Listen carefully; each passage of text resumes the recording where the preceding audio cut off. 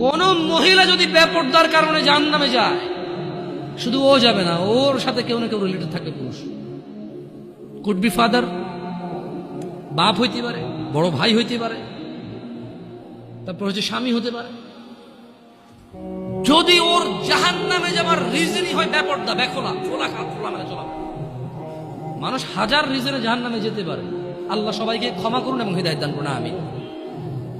হাজারটা রিজন আছে জাহান্নামে যাওয়ার, কিন্তু যদি কোনো মহিলা, এমন মহিলা যার বড় ভাই আছে, যার বাপ আছে, যার স্বামী আছে, আর ওদের থাকা অবস্থায় তার এমন একটা অন্যায়ের কারণে তার জাহান্নাম হয়েছে, যে অন্যটা হচ্ছে তার কি খোলামেলা চলাফেরা, তার জেনাবা বিচারে চলাফেরা, তার বেপরদা অশ্লীল চলাফেরা, তাহলে ওই মহিলা একা জাহান্নামে যাবে না, সঙ্গে কাউকে নিয়ে যাবে।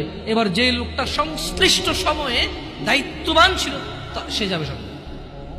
এটা খুব সিম্পল লজিক, কিন্তু কান টানলে কি আসে? কান টানলে কি আসে?